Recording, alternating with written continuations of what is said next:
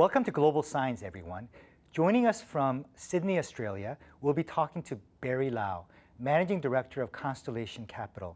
Barry has over 25 years experience in both corporate and investment banking, specializing in the aviation sector. Barry, welcome to Global Signs. Hi, Bruce. Thank you for having me. Thank you. Barry, it seems that there's another upsurge in COVID-19 in Australia. How is the Australian government responding, and how are Australians following the prevention rules?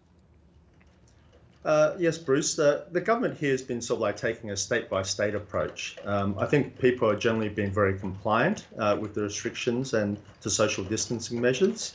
In Australia, we've had over 700 deaths. A lot of it sort of like coming from the Melbourne sort of like outbreak, where they are currently in stage 4 lockdowns. But here in Sydney, where I live, there's generally been very free to sort of like move around. People are sort of able to sort of like move around. There's no mandatory mask wearing, but there are restrictions on bars and restaurants and household visits.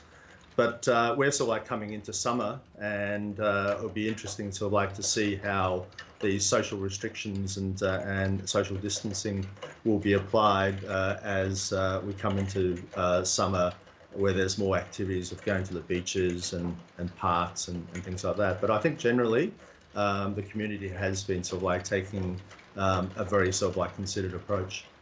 Barry, as you mentioned, lockdown measures vary slightly from state to state. Now, regarding the economy, there are conflicting opinions that it's still too early to ease lockdown measures. In your opinion, do you think that the lockdown measures are working? And do you think the government should continue to implement such measures? I think the lockdown measures are working. I think that the fact that Melbourne had a peak of 900 plus cases at their outbreak, and now it's sort of like under 100, these sort of like lockdown measures are necessary. But one thing I guess a lot of people are frustrated with is that as a result of these lockdowns, the state borders have been sort of like closed on a number of states. Certainly Victoria, where Melbourne is the capital, you can understand why that state border is closed to the rest of the country. But there are a few other states which have closed their borders, and that's really stopping the economy flow, stopping tourism, and just causing sort of well-being and mental health issues, particularly for people that live on those border towns, right on those border of each of those states. I see. Now, Barry, Prime Minister Morrison stated that the COVID-19 vaccine, which is being developed by both Oxford University and the pharmaceutical company AstraZeneca, if it's proven to be safe and effective, all Australians will be given the vaccine free of charge. Now, there's high expectations for this. Do you think that the vaccine can be developed this year? And what is Australians' reaction to this? That's an interesting question, Bruce. I think everybody wants the vaccine to sort of like be developed. I think there's some healthy skepticism that the testing can be sort of like done in time. I think everybody is very excited, but I think one thing that people are forgetting is that even if a vaccine is found, it still needs to be mass produced. So there still needs to be a manufacturing process. And then people, or at least 80 or 90% of the population still needs to have it before people can sort of like freely sort of like move around. So whilst we're hopeful that a vaccine might sort of like come before the end of the year, we all hope that. So it won't be a quick fix, but I think everybody's hopeful. I see. Now, Australia is the 14th largest economy globally. The OECD expects Australia to post a minus 6.3% GDP growth for 2020. How has the coronavirus affected the Australian economy, and what sectors were the most affected? That's right, Bruce. We've actually just announced in the June quarter GDP figures that Australia is officially in a recession. That's the first time in 29 years that Australia has gone into a recession. Which is actually quite amazing, really, but it's certainly the worst since the Great Depression. I think like every other countries, the government has been sort of like pumping money into the economy to to keep it from a hard landing, to sort of like soften the blow.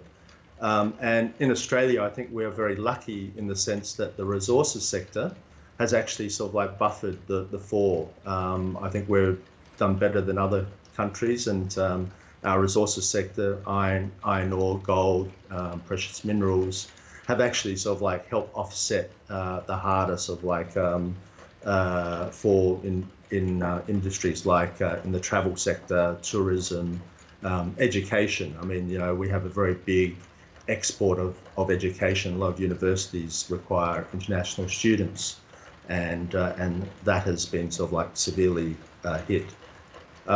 One thing I think is quite interesting from reading you know, the stats is that that during this sort of like COVID recession, whilst household income has dropped, the retail sector has actually sort of like been very, very strong. And the CEO of a major sort of retail outlet recently sort of like said that he's never seen such a strong sort of like figures, financials in his sort of like 30, 40 years in retail. And I think this is because of the government sort of like providing all this support. We're going to sort of like see a lot of pain, I think, once the government support sort of like starts to wean off. You know, there's like the rest of the world, there's a lot of zombie companies here in Australia, and businesses just won't survive, unfortunately. But I think you know, it'll take time. Good businesses out there will continue to do well. It's a question of sort of like just getting the capital right, and over the next few years, I think the banks here are going to suffer a lot of pain, and businesses will need to sort of like reach out for alternative capital sources. So I think, you know, it's actually a great opportunity for Korean investors and Korean funds to actually invest into you know, Australian economy, because I think as we sort of like come out of this pandemic, you know, there's going to be a lot of opportunities for you know, consolidation, mergers, and some acquisitions. Barry, you're an aviation specialist. The spread of the virus has brought the global aviation industry to a standstill. It's in crisis mode. Can you tell us about the future of the aviation industry? Is there any way for airlines to survive? Which airline companies will survive? Bruce, you know that I've been financing aviation for over 20 years, and this is the worst I've ever seen it. I think that it's just very sad to sort of like see all those aircraft sort of like sitting on the ground and lining up at airports and not flying. You know, I think that the industry will survive. Of course it will.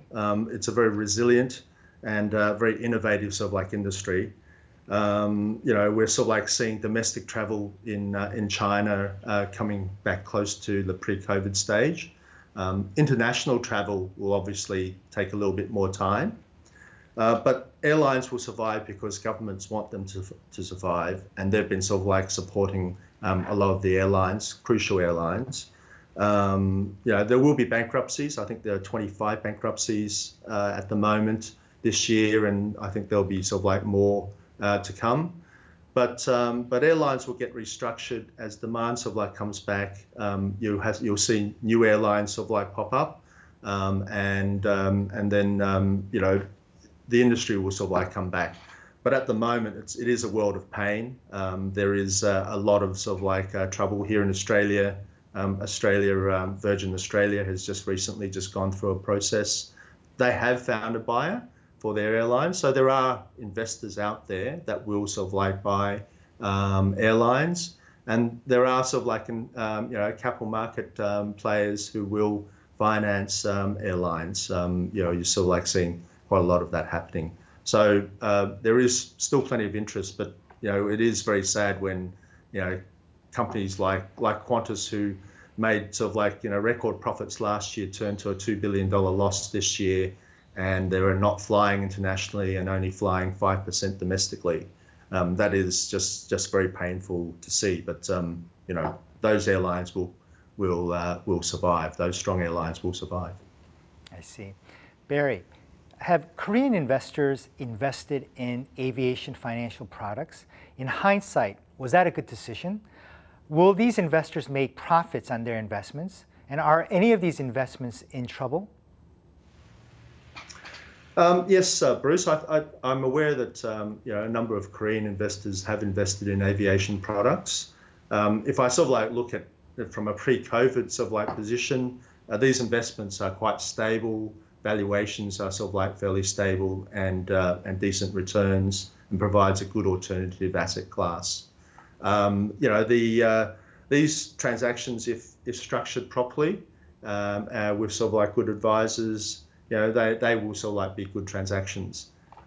Post-COVID, I think everybody's sort of like in a bit of pain, not just the Korean investors. You've got large aircraft leasing companies like AirCap and GCAS. I mean, they're all sort of like in a little bit of pain. But the key is sort of like having a diverse sort of like portfolio. I see. Now, finally, Barry, would you like to recommend any stocks or sectors to our viewers today? Yes. Funny you ask. I'm not really much of a stock picker. I've been following the tech stocks and the biotech sector during this COVID period. But I've just sort of like seen overnight that Wall Street has been hammered with tech stocks going down. But I think Amazon is well positioned, particularly for online shopping, which is becoming very much the norm. So I would sort of like pick Amazon as a stock. And in Korea, I guess tech stocks. I mean, Samsung Electronics is probably the major sort of like company there. We've all got sort of like Samsung products here. Barry Lau, MD at Constellation Capital. It was wonderful to have you here today. Thank you, Bruce. I hope that we could actually sort of meet up in person sometime, but thank you for the opportunity. Thank you. Barry Lau recommends Amazon and the perennial favorite, Samsung Electronics, to our viewers. I want to thank everyone again for joining us on Global Signs. Until we next meet, please be safe and be healthy. Thank you very much.